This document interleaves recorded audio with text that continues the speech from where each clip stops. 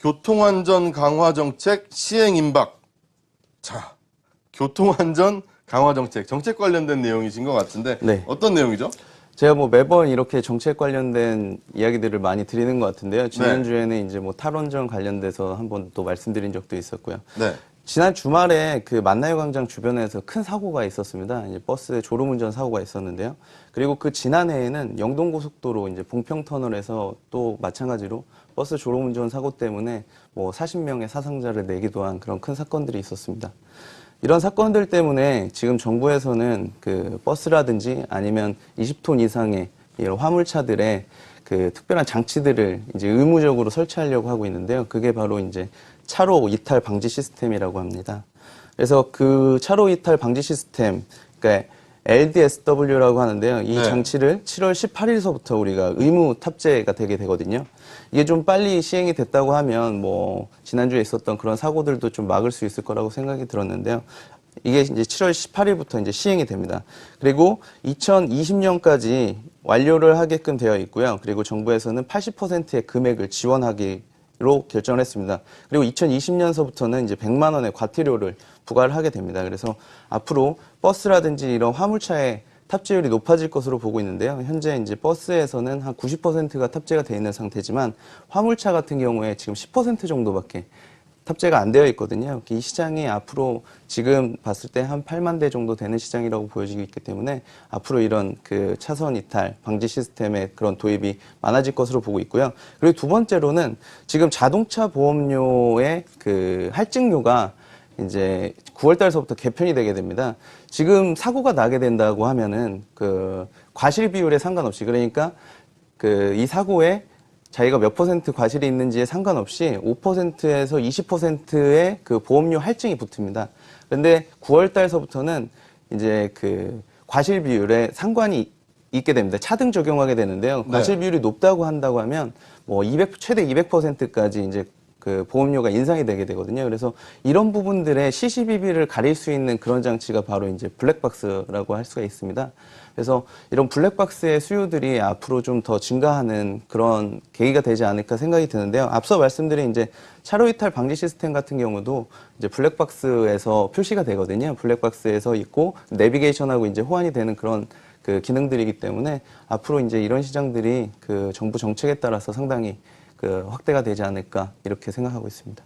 그래요. 뭐 졸음 사고라는 게 한 번 났다 하면 또 너무 크게 나는 경우가 많기 때문에 뭐 국가 정책이 시행이 된다라면 이런 것도 또 방지할 수가 있겠죠. 네. 네, 그런 측면에서 우리는 또 투자 쪽으로 좀 살펴봐야 될 것 같습니다. 자, 그럼 김우식 부장이 생각할 때는 이 정책에 대해서 우리 시장에 영향이 좀 있을 것 같나요? 그렇죠. 뭐 정책도 정책이지만 지금 여러 가지 뭐 4차 산업혁명 얘기 나오면서 자동차를 중심으로 해서 매출이 많이 터진 것, 대박이 많이 나는 것 같아요. 그게 아까 뭐 우리 블랙박스도 얘기를 했지만은 카메라 만드는 업체들 중에서도 자동차에 붙느냐 안 붙느냐, 그다음에 또 이제 뭐 반도체도 자동차에 들어가는 용도냐 아니냐, 이런 거에 따라서 매출이 많이 변하거든요. 그래서 이 관련 산업 정책 관련해서 관심을 당연히 가질 수밖에 없지 않는가, 저도 그렇게 동의를 하고 있습니다. 자, 그럼 시장에서 우리가 관심을 가질 만한 종목은 또 뭐가 있을까요? 예, 저는 띵크웨어라는 회사를 오늘 말씀드리려고 하는데요. 네.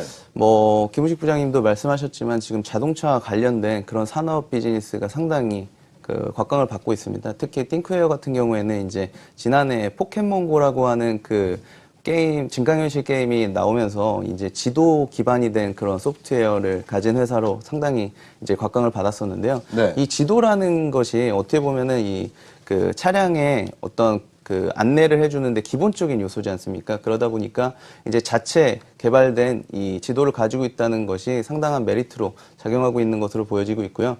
그리고 지금 내비게이션, 기존에는 내비게이션 위주의 그런 사업 구조였다고 한다면 지금은 이제 블랙박스 쪽으로 좀 상당 부분 이동이 많이 되어 있거든요. 그래서 2009년도에 2,300억 정도의 매출을 상당 부분 기록을 하다가 지금은 이제 그 뭐 2015년도까지 계속 하향세를 기록해왔습니다. 매출액이요. 그렇지만 이제 2016년도에 외형 성장을 기록을 했고요. 그리고 올해에는 본격적인 수익 개선이 이루어지고 있는 그런 타이밍이기 때문에 2분기 실적 시즌을 맞이해서 주목해 볼 필요가 있다. 이렇게 말씀드릴 수 있겠습니다. 여기에 이제 한 가지 좀 더 보태자고 하면 지금까지 이제 그 주가가 대부분 좀 조정을 받고 있는 그런 분위기가 연출이 됐었거든요.